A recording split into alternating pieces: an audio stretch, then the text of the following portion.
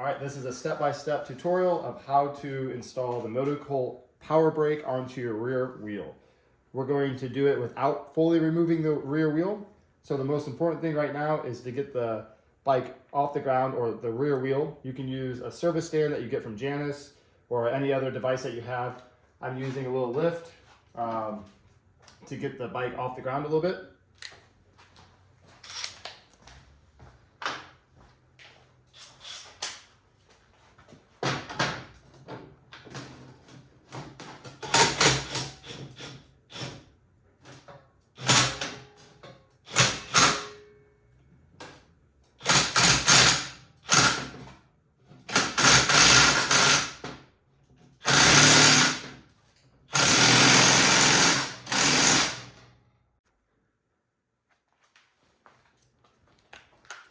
All right, now we're going to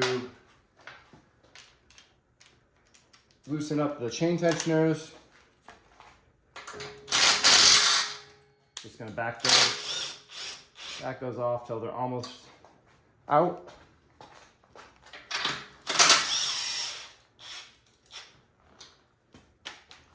Then we need to remove the cotter pin. This one's just an easy pull cotter pin, but the stock one might be a little bit more difficult to remove. But go ahead and get that removed. Then we're going to remove the caliper. 13mm socket. Each one will have a split washer, so make sure that stays with the bolts.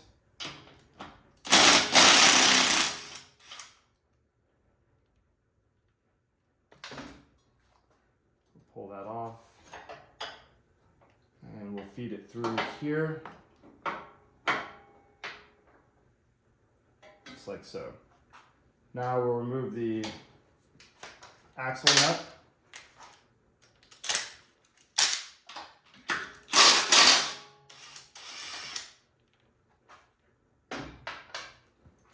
Take that chain tensioner off. Now we're going to slide the axle out and drop the rear wheel down. All right, this one's stuck a little bit. We'll see if we can't wiggle that loose. Let's see.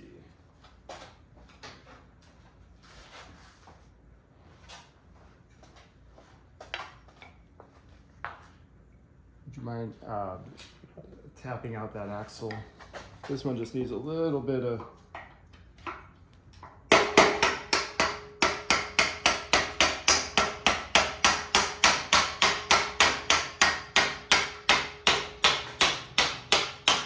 Alright.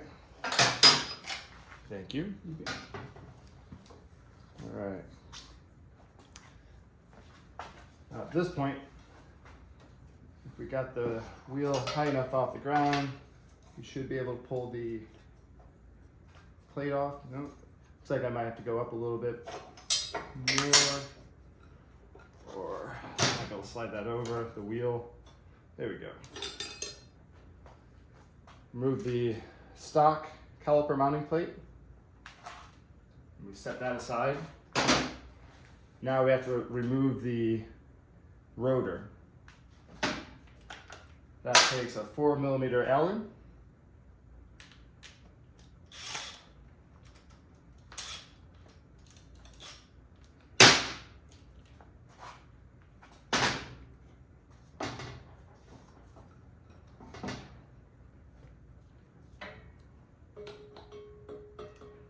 Get an extension on this. I went ahead and added an extension. Make sure that bit is getting all the way into the hardware so you don't strip these out because they can be kind of tough to get off. That one came out nice.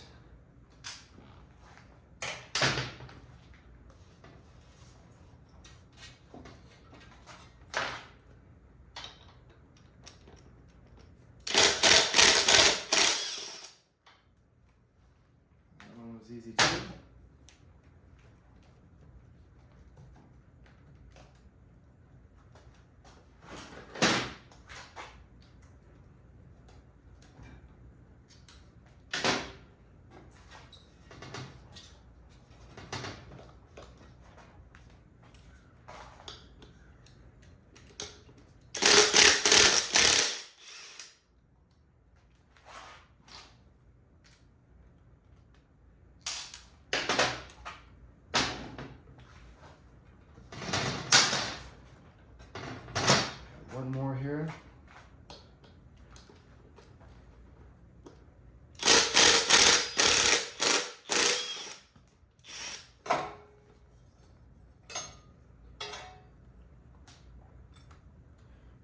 And we're going to set the rotor aside, the stock rotor. We're going to use this in a little bit to help us bleed the caliper.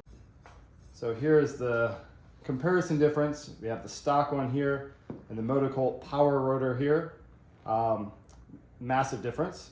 This will help you stop so much better. So each kit will come with a single-use packet of thread locker. You want to get that out.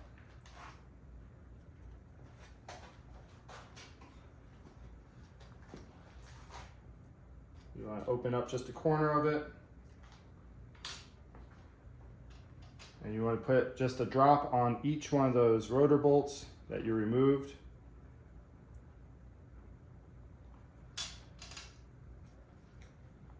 I go ahead and do it all beforehand so they're ready to go.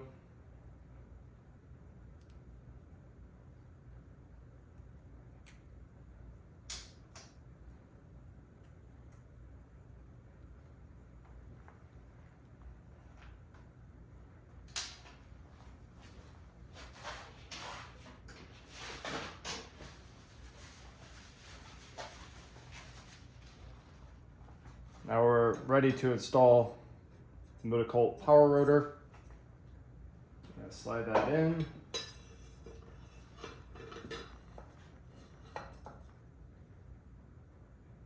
Line it up.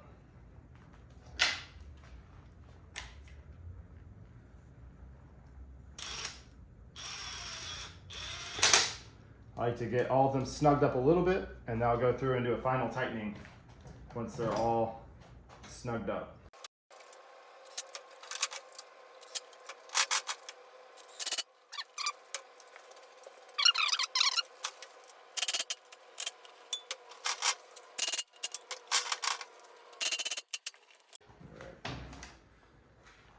Now all those are tightened down, we can go ahead and start to put the axle back through. And I'll go to the other side of the bike to start that process. Make sure you have your spacers ready. And of course, while your rear wheel is down, make sure that you're checking your seals, making sure that there's enough grease in those. These look a little dry, so I'm gonna go ahead and put a little grease in them.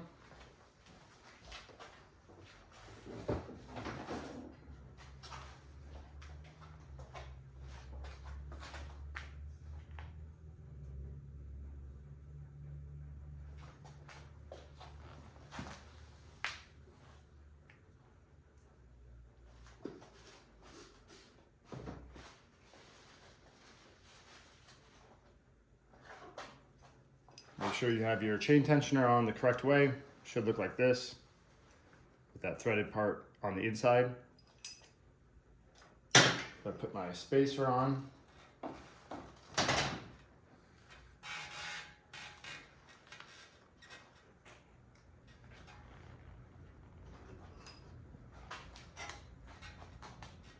If you have somebody to help you, that's great. If not, you can do it yourself, but it's a little tricky.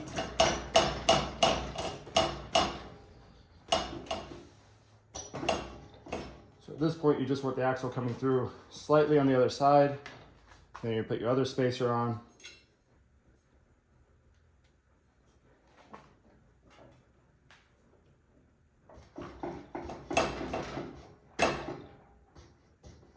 And then I have it sticking out about a 1/4 inch past that inside spacer here. That way the new caliper plate can hang on that axle just a little bit. I have to move that rear wheel, wiggle it around to get that to fit on there. And get it so it sits right on that axle. Then we're gonna go ahead and push the axle through a little bit more. Pretty much flush with that plate. And then we have one more spacer to put on, which is the outside spacer. And this one can be tricky, or sometimes it can be quite easy. This one looks nice and easy.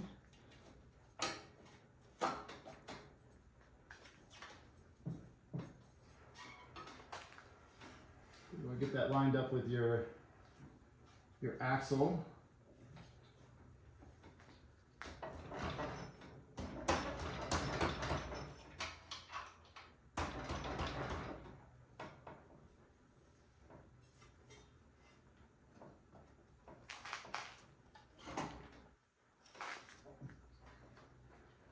we go.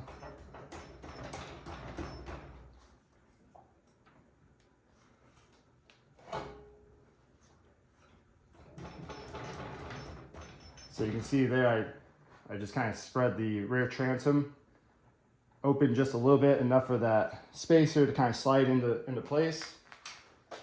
So now we got the axle back through, the chain is still on the sprocket, and there's no issues if you wanted to take the wheel off and do this. I just find it to be a little bit easier not removing the rear wheel on these Halcyons.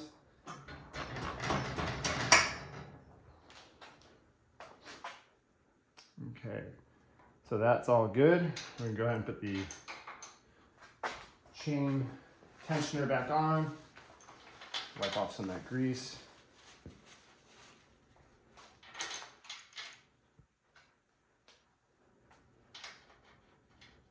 We're just gonna put this back into place just for a little bit.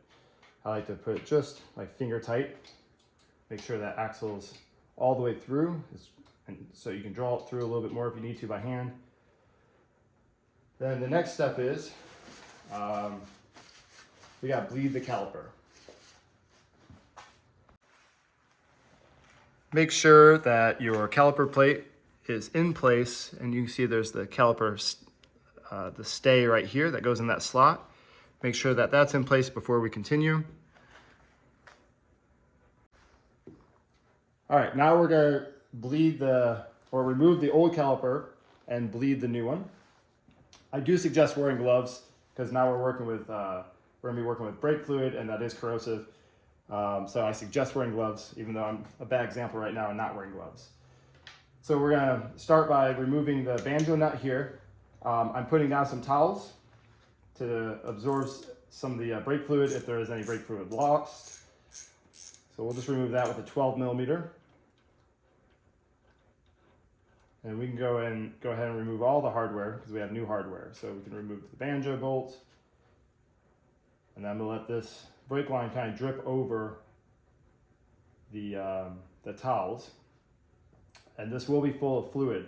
So you can go ahead and dump that into your toxic disposal or dump it onto some towels. But be careful because this will eat away paint and it will eat away your powder coat finish on your bike. So be careful not to get any on there.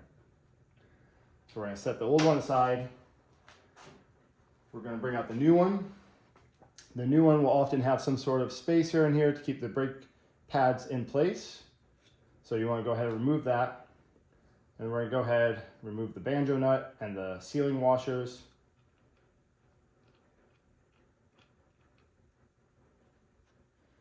I'm gonna put one on there, slide it through, put the other new sealing washer on there, and we're gonna go ahead and attach that to the new caliper.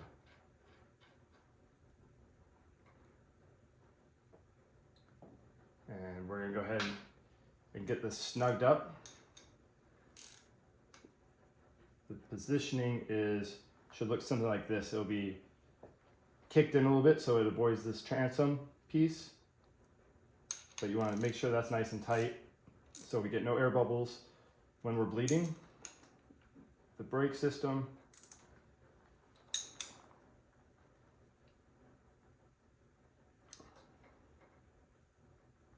All right, so that's nice and tight. This looks good. Now we're going to use the old rotor.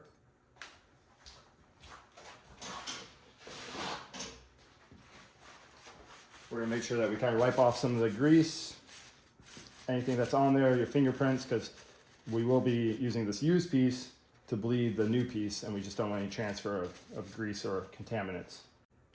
All right, now we're gonna start the bleeding process for the new caliper. We're going to start by removing the top of the master cylinder here. It's just a couple Phillips. It's a little more challenging with the tool roll bracket in the way, but it's manageable. So we're going to take that off all the way.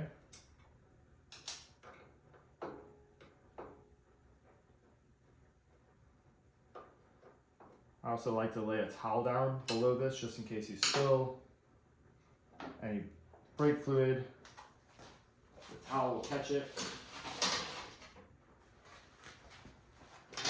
You now have a towel handy if you need it for wiping down. If you get any on your powder coat or anything like that, remove it right away.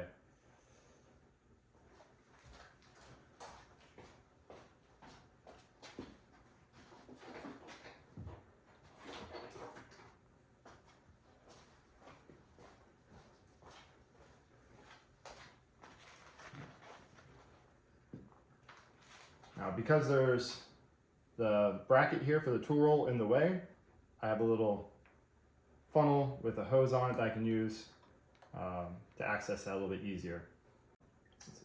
Okay, there's two ways to do your brakes. You can either do it manually. We'll show you first how to do it manually without a vacuum pump on here, and then we'll do one with the vacuum pump. I do recommend using the vacuum. They're like $20 off of Amazon. What it does, it pulls the brake fluid through and helps any air bubbles in the system get out and escape. And then manually, you're kind of pushing the fluid through. So it's not as powerful, but it does work. So we'll do both ways. So now we're gonna start with making sure we have a little fluid in our reservoir. It's very easy to overfill. So go slowly. Perfect example, I overfilled it, and that's why I have that towel underneath to catch it. So I did overfill the reservoir a little bit, so I want to bring the fluid level down. So I'm going to use the stock rotor and put it in between the pads and try and hold it with one hand, and then I'll start pumping,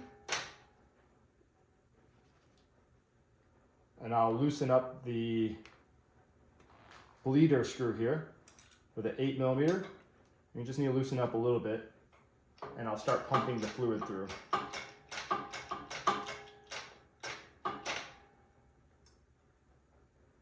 So it's best to have an extra set of hands. If you have a friend around, have them help you with this.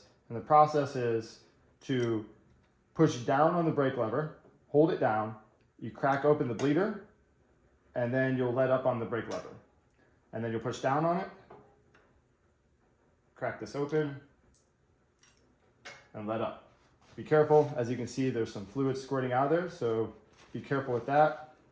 We use a towel to kind of block that, and we're gonna push down the brake lever, crack open the bleeder, tighten it back up, and then he'll release the pedal. So this whole time I'm checking the fluid level in the reservoir here. If it gets too low, you're going to suck up air and put an air bubble into your system. So you really want to try and keep that oil level, the fluid level, to where you can visually see it, where it doesn't get too low. So we're gonna pump this a couple more times. We're gonna push down on the brake lever, hold it, crack this open, close it, let up. Then we're gonna push down, crack that open, close it, let up. We're gonna check our fluid levels. We're gonna add just a little bit.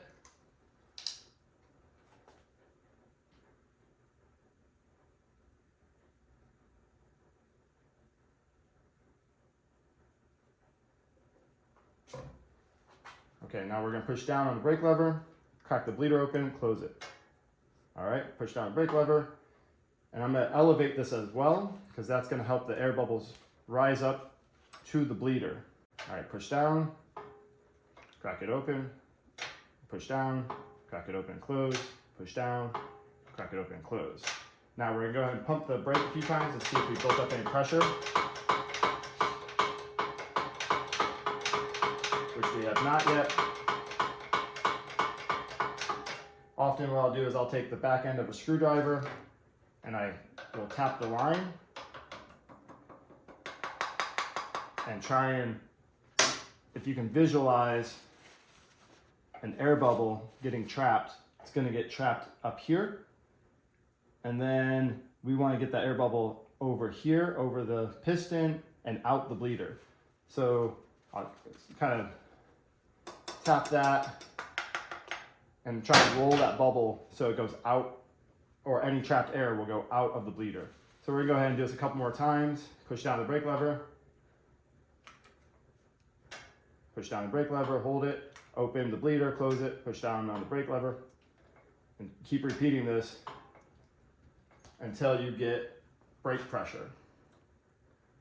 And of course, you gotta check your fluids. Push down the brake lever. This is why I don't recommend doing it this way.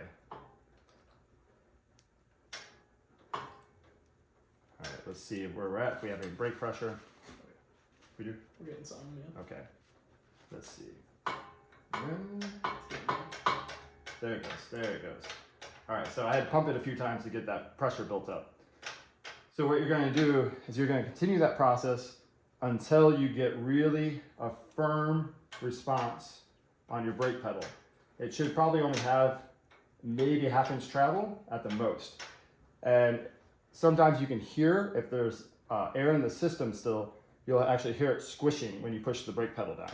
So if you hear any like sloshing or squishing sound, that means there's a little air left in there, and you want to keep bleeding it until that gets completely out. Be patient with it, it does take a while. But this is pretty good, it's feeling pretty good, but continue that process until you get a really firm brake pedal with no more than a ½ inch travel. Now we're going to switch over to the vacuum system and do it that way. Now we're going to use the vacuum bleeder system. Like I said, these are like 20 bucks off of Amazon. Highly recommend investing in one of those. It makes the job much cleaner and more efficient. So what I like to do is get an 8mm box end, and you're going to slide that over the bleeder, and then you put your vacuum hose on over that. And some of these will come with an extra vacuum line. That's for a dual caliper setup. This one I plugged up, and so there's no vacuum being pulled on that. I just closed it off that way. It's very simple. All right, we're gonna make sure we hook up our air line.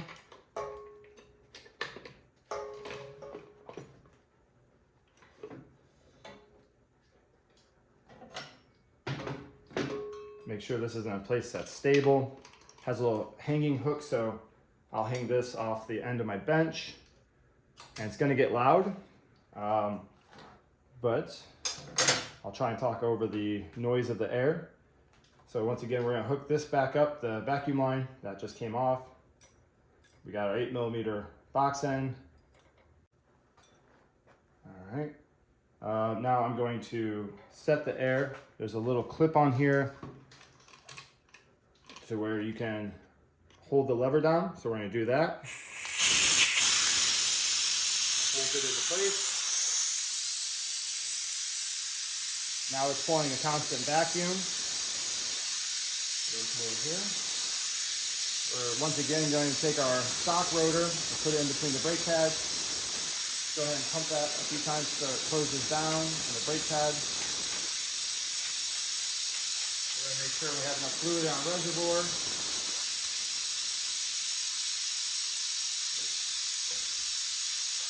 Happens every time I overfill it. Okay, now what we're going to do is the same process that we did with the manual, but we're going to push down all the way, and then I'm going to crack that open quickly, and then close it.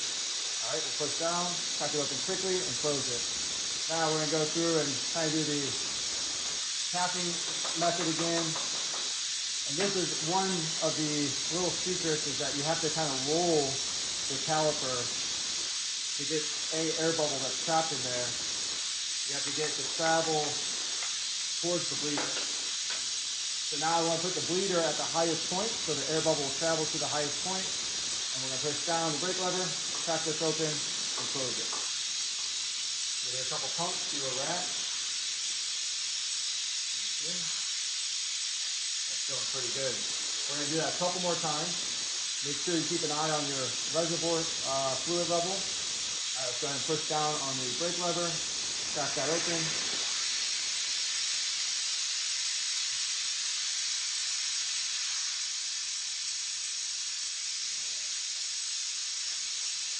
Alright, we're going to push down, crack it open, close it. Push down on it, crack it open, close it. Add a little more fluid here.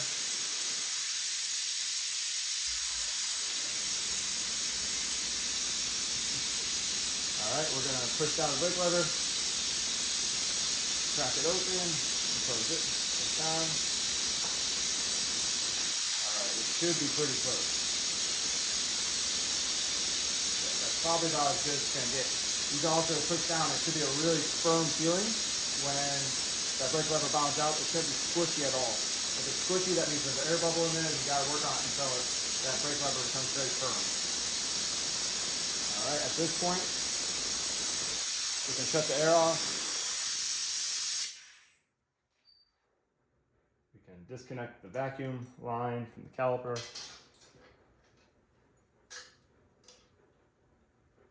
Make sure that your bleeder is tight. Put the cap back on. All right.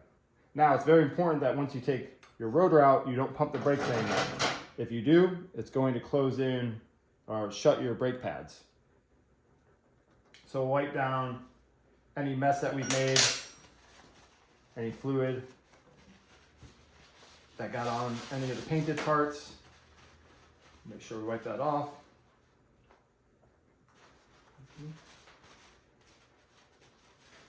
Now at this point, we're going to feed this back through the frame.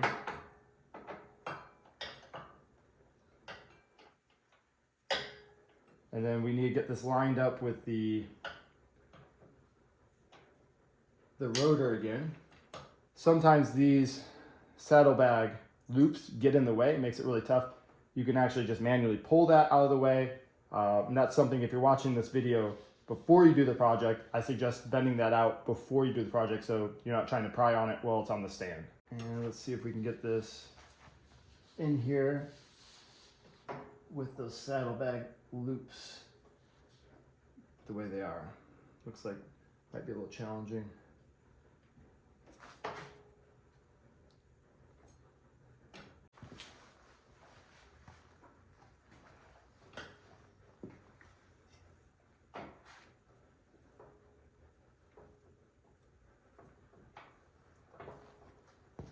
This is a little bit of a tight fit to get everything in here.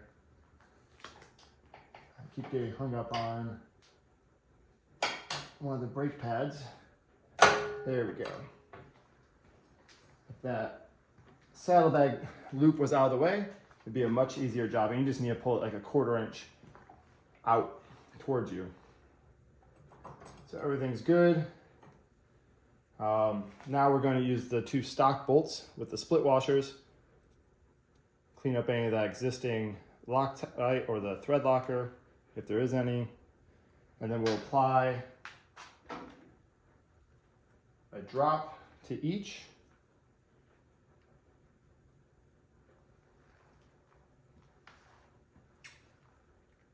Oop, that came out quick, but we'll go ahead and just transfer some to the other one.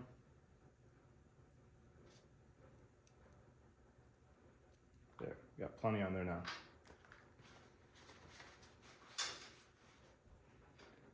We're going to go ahead and reinstall these M8 bolts and securely attach the caliper.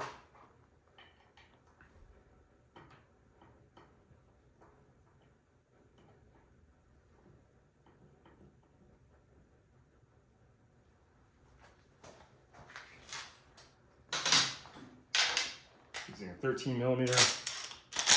We'll go ahead and tighten those down.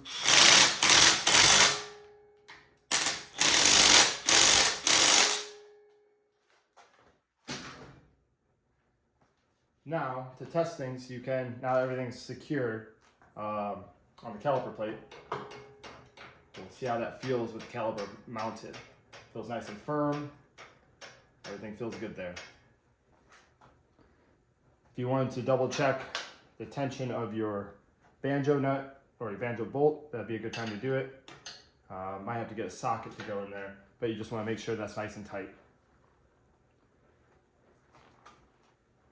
Now we're going to put the cap back on here on the reservoir or the master cylinder. You want to make sure that you have fluid in there. You don't want it to be full all the way to the top. You got to leave room for this, the rubber piece here, to go down. So make sure that the fluid comes up to the bottom of this, or it can even be a little bit lower. So we'll go ahead and reinstall this.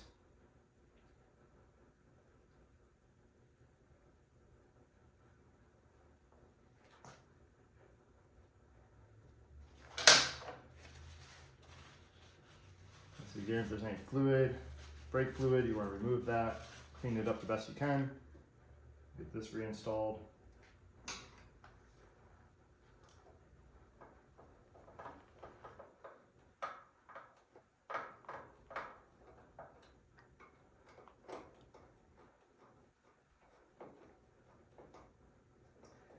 And while you're looking at your brake system, inspect everything. I mean, the brake system is a very important component of your bike, and you're upgrading it now. So go through and make sure that your lines look good, there's no cracks or splits, your seals are good. That just go do a once over or twice over on all the parts, making sure the integrity of them is still there. So that looks good, feels good. That's a successful bleed. So now we're gonna go through and we gotta tighten up our axle and our chain. So we're gonna start with the chain. I start by driving the tensioner nuts back in.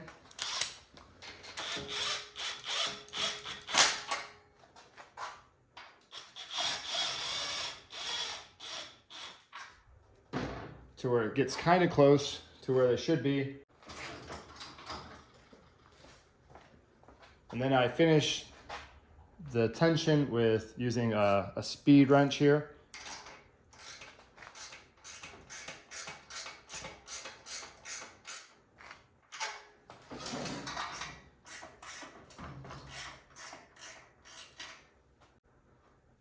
Now the way I do this is I measure.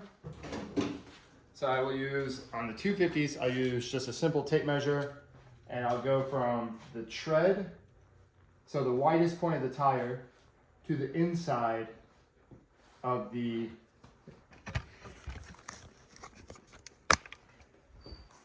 So I will go from the widest point of the tire to the inside of the transom here, and I'll measure on both sides to make sure that's even. So this is just at 2 inches.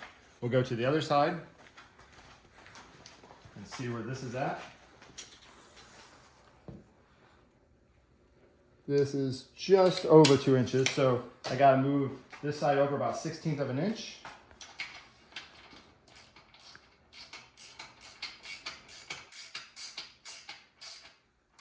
There we go. And I will now measure it.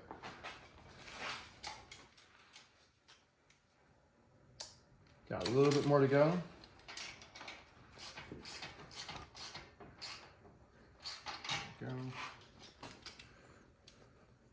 There we go. 2 1/16 it looks like. I'll measure the other side. 2 1/16. Perfect. So now I'll make sure I pull the wheel back equally on both sides to get the correct chain tension. So if I do a couple turns on this side, I want to do a couple turns on this side. All right, there we go. Adjust your chain according to the Janus owner's manual and their recommendations.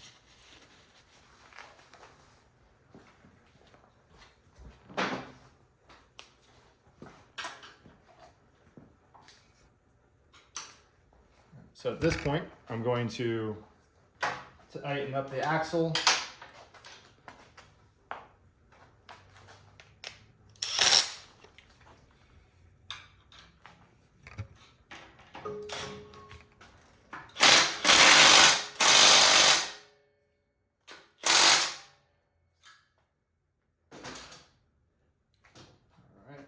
Check chain tension once again. Yep, chain looks good. You always want to rotate your wheel when you check chain tension, because there's always going to be a high spot and a tight spot, or a loose spot and a tight spot. And so you always want to adjust your chain according to the tight spot on the rotation of your wheel, or your rotation of your chain. We got that tightened up. Make sure our cotter pin goes back through. All right, beautiful. Now the last step is we're going to take brake cleaner and a clean towel, and we're going to clean the rotor. Get off any of our handprints or any contaminants I got on there.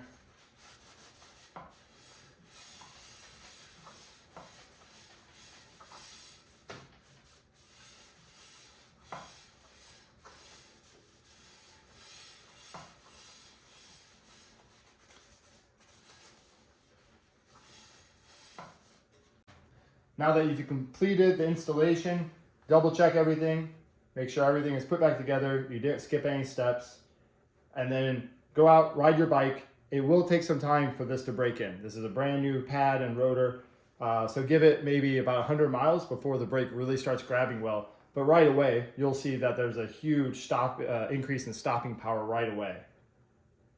And of course, if you have any questions, feel free to give the shop a call or give us an email.